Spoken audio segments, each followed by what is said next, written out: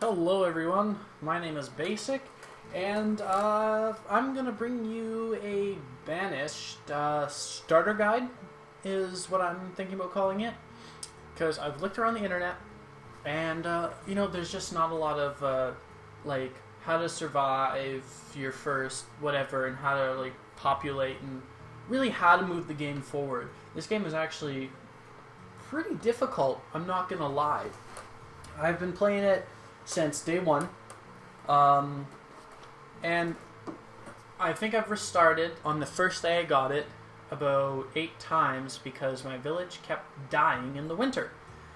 But I think I have found a solution, and I am kind of willing to share it with everyone, and just maybe everyone that is having trouble, they can use this to help themselves.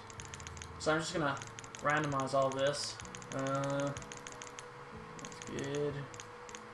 City's gonna be called Boonsun. Boonsun. Boonsun. Okay. So yeah, really, I don't change much here. Mainly just the name and the seed, because I don't really care about the name, and the seed is, well, some maps are good and some maps aren't really the greatest.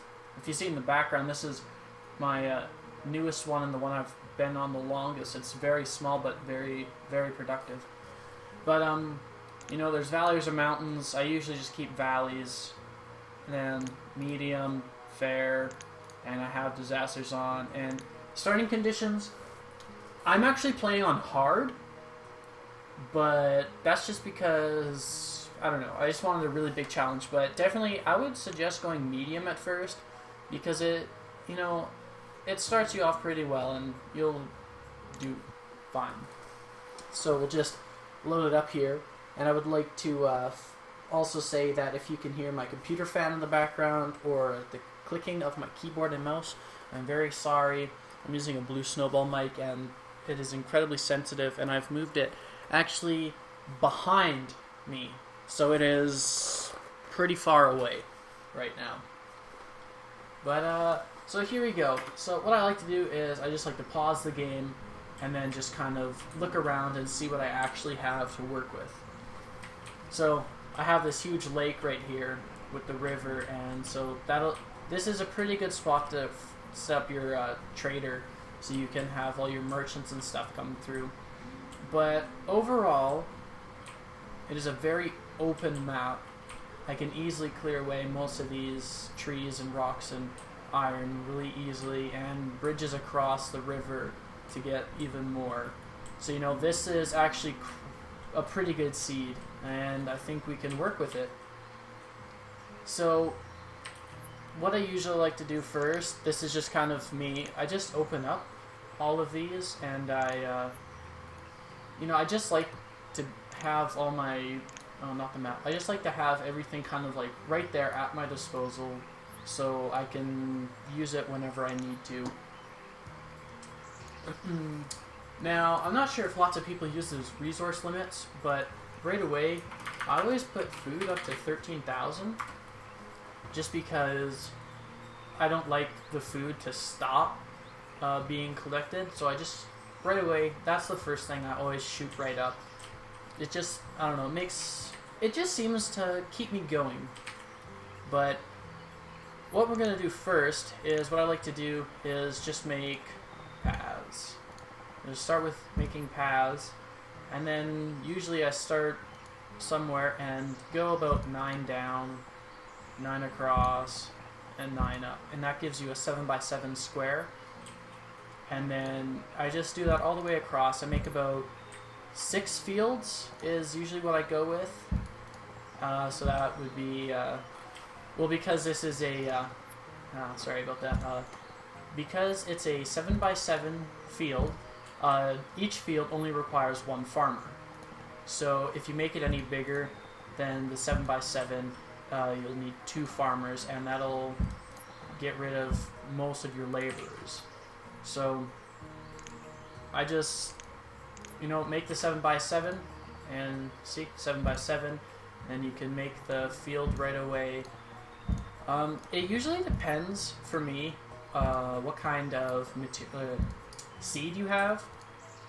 Like right now we have cabbage and bean, and I've never had cabbage before, but I had bean. Potatoes are definitely the best, and beans do grow in the amount of time that you need. So, you know, for the sake of this tutorial, I'll stick with bean for now, and just go through your whole farm, all your crops, and just kind of put the one that you would like and add your farmers to it. So I'll just unpause it here and then get my builders here, and they can start building the road and taking down these trees so we can continue on.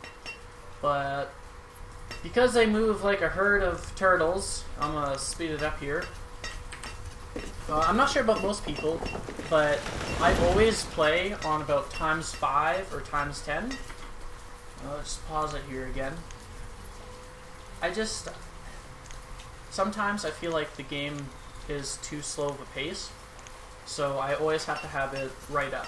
But if you pause it at the beginning, like I did there, it usually starts in early spring. So if you have your field set up, well, let's pause and have your farmers there right away. They will start harvesting, and you will have quite a bit of food from right here, right at the get-go, and be done by almost winter. So now that we've got like our main source of food already starting up here, what we can do is start making a few houses.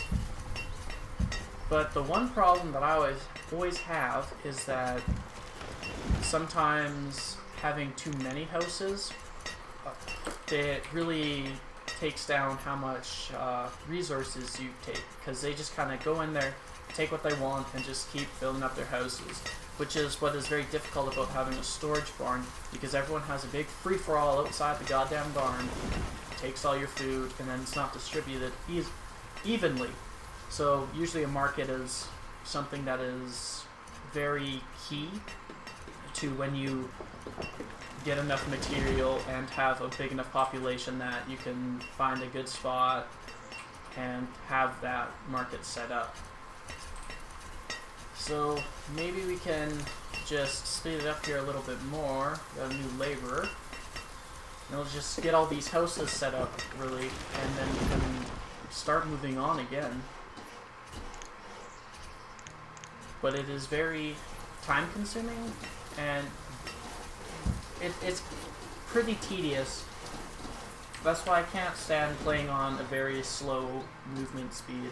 I just have to keep everyone moving. I gotta get the whole game moving, or else it just doesn't work out very well for me, because then I start to get bored.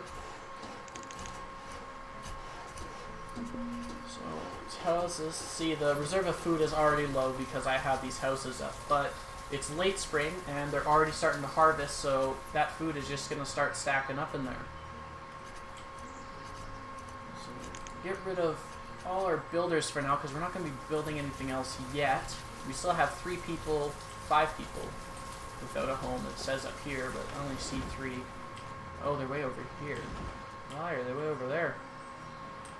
Okay, I don't know why they're way over there. But so we have 5 people that still do not have houses. But what I believe we are going to do, as I cannot speak, is just clear out this area right here for now. So we have 6 laborers, and those 7 laborers now. They'll just start taking all this down, bringing it over to the storage pile. I suggest you do expand your storage pile right away, just so then you don't have the message constantly popping up in your event log saying storage pile full, storage pile full. It just gets really annoying, and that's one thing I always look at. If it gets about 50% full, I always make another one. And it depends on how much land I have. I always make it bigger and bigger and bigger. But right here, this is usually where I build them and start them. So it's going to be really small, but once we expand a little bit over here a bit, I think I'll make bigger storage piles and start leading with paths. But as you can see, they're clearing down this area quite fast, and we should have it cleared very soon. We can start by making some more farms, because after this winter, these 2,000 potatoes or whatever food that is stored right now, that will go down quite a bit. So the more farms you have, the better it would be.